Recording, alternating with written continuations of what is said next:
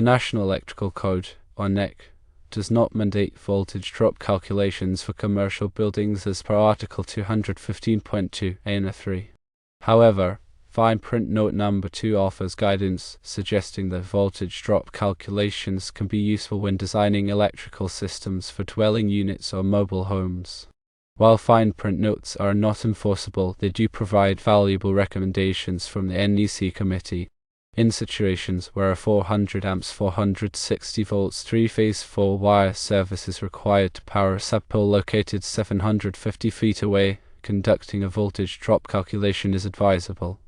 This calculation helps to ensure that the voltage at the subpole remains within acceptable limits. Excessive voltage drop, exceeding 5%, can negatively impact the performance of sensitive electronic equipment and motors. By performing a voltage drop calculation, one can determine the appropriate wire size and type necessary to minimize voltage drop and ensure that the subpole receives adequate voltage to meet its load requirements. To elaborate further on voltage drop, let's consider its impact and how to manage it effectively. Voltage drop refers to the reduction in voltage that occurs along an electrical conductor as current flows through it. This drop is a natural consequence of the conductor's resistance. The longer the conductor and the higher the current, the greater the voltage drop. In electrical systems, maintaining voltage within an acceptable range is crucial for the proper operation of equipment. When voltage drops too low, equipment may not function correctly, leading to reduced performance, overheating, or even failure. For sensitive electronic devices, even a small voltage drop can cause malfunctions. Motors, for example, may draw excessive current when the voltage is low, leading to overheating and potential damage. The NEC provides guidelines for voltage drop to ensure safe and efficient operation of electrical systems. Although not mandatory for commercial buildings, these guidelines recommend limiting voltage drop to no more than 3% for branch circuits and 5% for feeders. These limits help to minimize the adverse effects of voltage drop on equipment performance. Several factors influence voltage drop, including the conductor's length, the current flowing through it, the conductor's material, and the conductor's size. Longer conductors have higher resistance, leading to greater voltage drop. Similarly, higher current increases voltage drop. Conductors made of materials with lower resistivity, such as copper, experience less voltage drop compared to those made of materials with higher resistivity, such as aluminum. Larger conductors have lower resistance, reducing voltage drop. To calculate voltage drop, one can use the following formula: voltage drop equals current times resistance. This formula provides an estimate of the voltage drop along a conductor based on its current and resistance. More complex formulas may be used to account for factors such as conductor reactance and power factor. Several strategies can be employed to minimize voltage drop in electrical systems. Firstly, using larger conductors reduces resistance and, consequently, voltage drop. Selecting conductors made of materials with low resistivity, such as copper, also helps. Secondly, shortening the length of conductors minimizes resistance and voltage drop. This can be achieved by strategically locating electrical panels and equipment closer to the power source. Thirdly, increasing the voltage level of the system reduces the current required to deliver the same amount of power.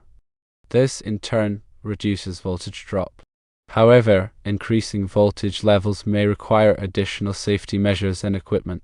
In this scenario presented, where a 400 amps 460 volts 3-phase 4-wire service is needed to power a subpole 750 feet away, voltage drop calculations are particularly important. Given the high current and long distance involved, voltage drop could be significant. To perform a voltage drop calculation, one would need to determine the conductor's size, material, and type. The calculation would then involve using the appropriate formula to estimate the voltage drop along the 750-foot length of the conductor. If the calculated voltage drop exceeds the recommended limits, adjustments would need to be made to the conductor size or type to reduce voltage drop to an acceptable level. In addition to calculating voltage drop, it is also important to consider other factors that can affect the performance of electrical systems, such as harmonics, power factor, and transient voltages. Harmonics are distortions in the voltage and current waveforms that can cause equipment to overheat and malfunction. Power factor is a measure of how effectively electrical power is being used. Low power factor can increase current and voltage drop. Transient voltages are sudden spikes in voltage that can damage sensitive electronic equipment. To mitigate the effects of these factors, one can use harmonic filters, power factor correction capacitors, and surge suppressors. These devices help to improve the quality of electrical power and protect equipment from damage. Furthermore, it is essential to comply with all applicable electrical codes and standards when designing and installing electrical systems. These codes and standards provide guidelines for safe and efficient electrical installations. They also specify requirements for grounding, bonding, and overcurrent protection. Proper grounding and bonding help to prevent electrical shock hazards. Overcurrent protection devices, such as circuit breakers and fuses, protect equipment from damage due to excessive current. In summary, while the NEC does not explicitly require voltage drop calculations for commercial buildings, they are highly recommended, especially in situations where long conductor runs and high currents are involved. By performing voltage drop calculations and implementing appropriate mitigation strategies, one can ensure that electrical systems operate safely and efficiently.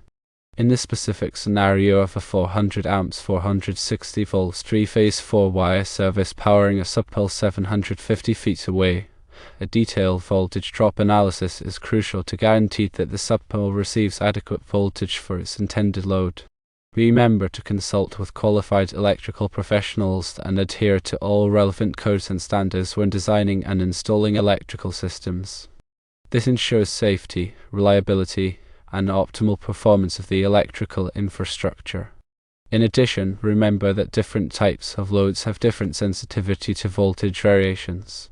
For example, lighting systems using LED or fluorescent lamps are often more tolerant to voltage drop than inductive loads such as motors. When selecting equipment, it's crucial to review the manufacturer's voltage tolerance specifications to ensure compatibility with the expected voltage levels at the point of use. Furthermore, the NEC outlines requirements for conductor ampacity, which is the current carrying capacity of a conductor. It's important to select conductors with sufficient ampacity to handle the expected load current without exceeding their temperature rating.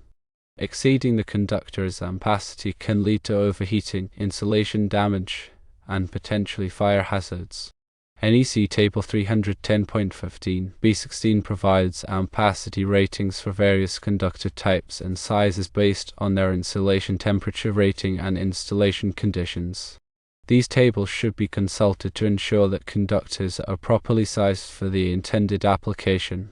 Moreover, the NEC requires that conductors be protected against overcurrent using devices such as circuit breakers or fuses. Overcurrent protection devices are designed to interrupt the flow of current when it exceeds a predetermined level, preventing damage to the conductors and equipment. The overcurrent protection device should be sized to protect the conductor in accordance with NEC requirements. Typically, the overcurrent protection device should not exceed the conductor's ampacity. In addition to voltage drop and ampacity considerations, it's important to address grounding and bonding in electrical systems. Grounding provides a path for fault current to flow back to the source, allowing overcurrent protection devices to operate and clear the fault.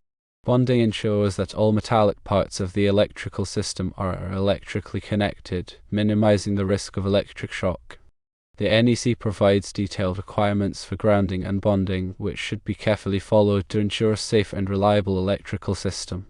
In commercial buildings, it's common to have multiple subpanels fed from a main service panel.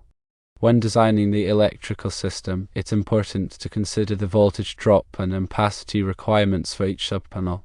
The total voltage drop from the main service panel to the furthest subpanel should not exceed the recommended limits.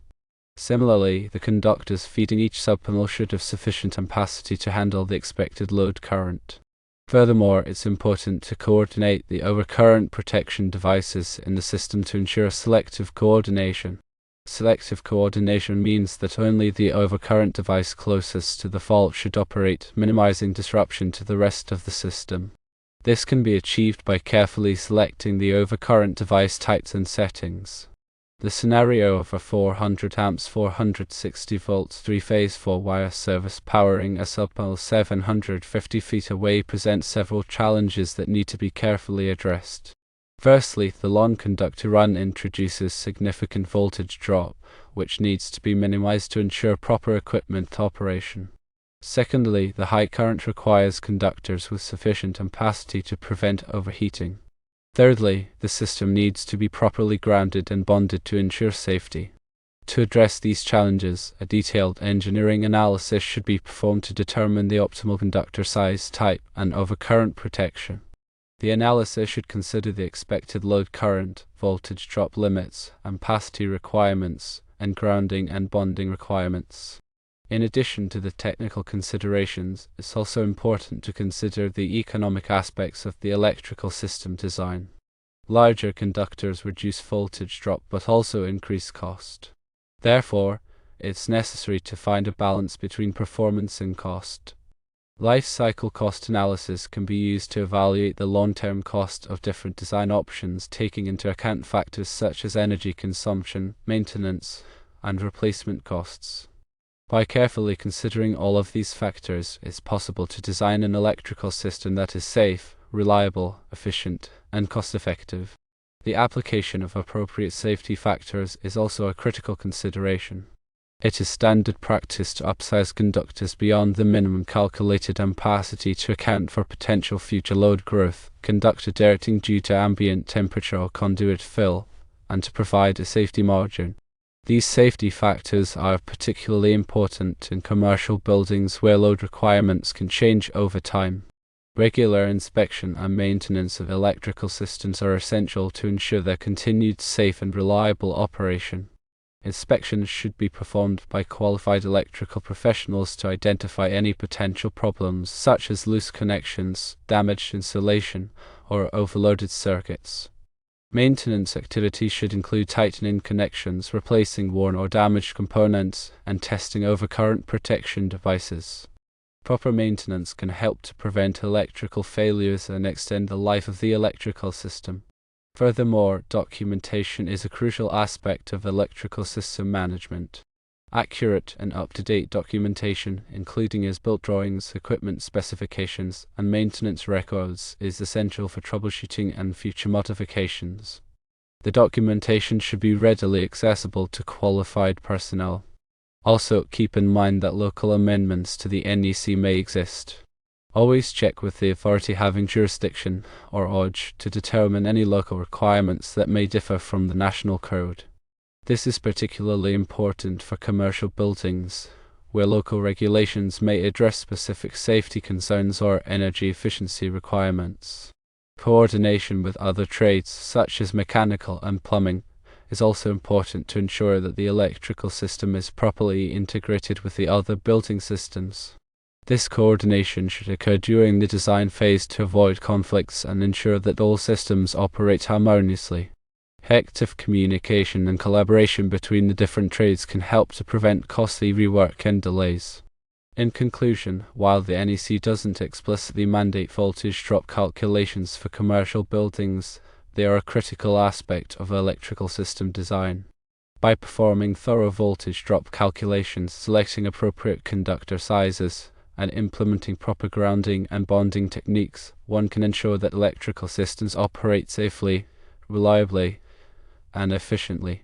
In this specific scenario of a 400 amps 460 volts 3-phase 4-wire service powering a sub-pole 750 feet away, a detailed engineering analysis is essential to address the challenges associated with long conductor runs and high currents.